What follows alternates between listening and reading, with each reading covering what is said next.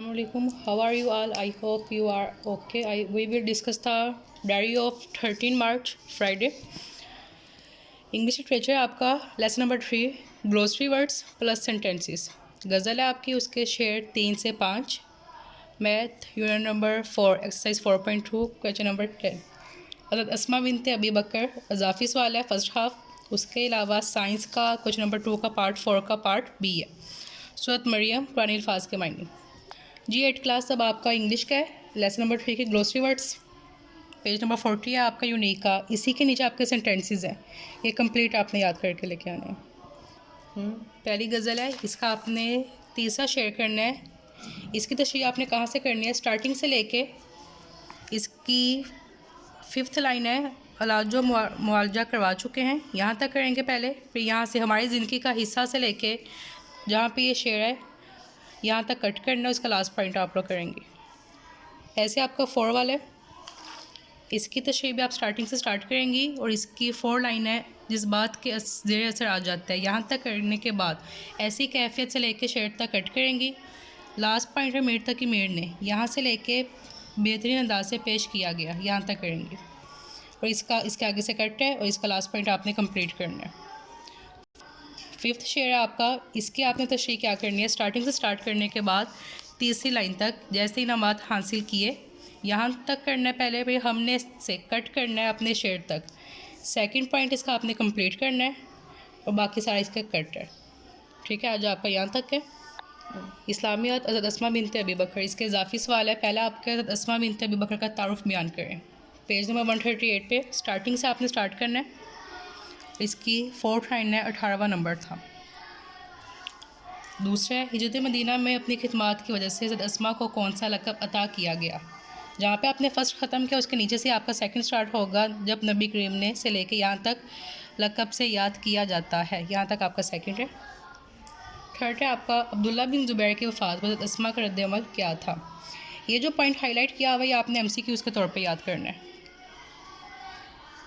ठीक है, इसी के नीचे आपका तीसरा सवाल स्टार्ट हो रहा है, अब्दुल्ला बिन ज़ुबैर की अज़मत तो बुज़ुर्ग की, यहाँ से स्टार्ट करके नेक्स्ट पेज में वक्त नहीं आया, यहाँ तक इसका तीसरे का आंसर है आपका। Unit number 10 electricity and magnetism, question number 2 का पार्ट 4 का बी पार्ट है लाउड स्पीकर। 133 पे इसका आंसर आपका स्पीकर है। इसकी सेकंड लास्ट लाइन है, a microphone convert sound mechanical wave energy into audio signal electrical energy, यहाँ तक। देन इसके आगे है, it work on principle of electromagnet.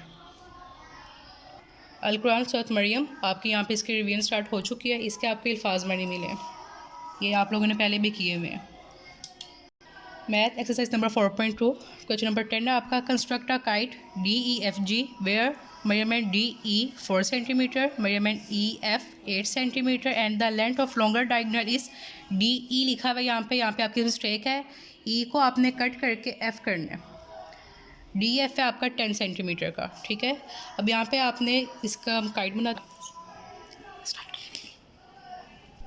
यहाँ पे आपकी डायगोनल है, 3 डायगोनल दिए हुए हैं। आपने जो इसका लॉन्ग डायगोनल है पहले वो लेना है, पहले आप लेंगे मेजरमेंट DF। क्यों लेंगे, क्योंकि इसकी डायगोनल क्या है, लंबी है, तो आप इसलिए पहले 10 सेंटीमीटर की आर्क लगाएंगे, लाइन लगाएंगे और वो आपने सेंटर पेज के लगानी है, क्योंकि आपकी ये शेप ऊपर की तरफ भी होगी और नीचे की तरफ भी होगी। 10 सेंटीमीटर की आपने एक लाइन लगानी है पहले।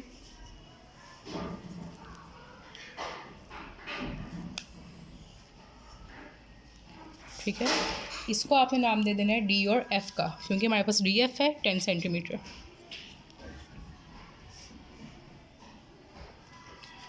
अब उसने बोला आपको DE 4 सेंटीमीटर, EF 8 सेंटीमीटर। अब मेरे पास इससे बड़ा डायगोनल है इन दोनों में से 8, तो इसलिए मैं अपनी कंपास खोलूँगी पहले 8 सेंटीमीटर की। ये 8 सेंटीमीटर की मैंने कंपास खोली है।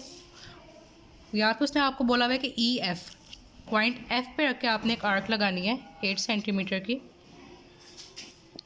ऊपर की तरफ, ऐसे ही आपने नीचे की तरफ लगानी है। आर्क ज़्यादा लंबी कर लीजिएगा, बाद में रेस हो जाएगी। दूसरा उसने आपको बोला है आपने लेने है D पे रख के आपने लेने है अपने 4 सेंटीमीटर। अब यहाँ पे आप अपनी 4 सेंटीमीटर की कंपास खोलेंगे। ठीक है,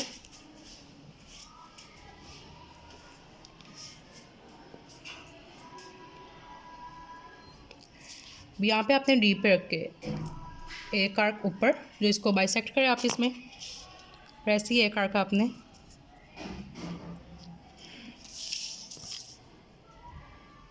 नीचे लगानी है। इनके मिड पॉइंट को आपने आप इसमें डी से ज्वाइन करना है और एफ से ज्वाइन करना है।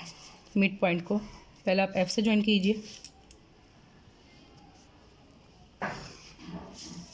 इसी को आपने डी से ज्वाइन करना है। ऐसे इसका मिड पॉइंट को आपने पहले एफ से ज्वाइन करना है, फिर इसको आपने डी से ज्वाइन करना है। यहाँ पे इसको आपने नाम देना है जी का, इसको आपने नाम देना है ई का। उसने आपको कहा था काइट की शेप DEFG, DEFG आपके बनती है एक काइट। इसके जो ज़्यादा आर्क निकले इसको बाद में आपने इरेज कर देना। ये आपकी काइट की शेप बन चुकी है। इसके स्टेप्स ऑफ कंस्ट्रक्शन से आपकी इस काइट की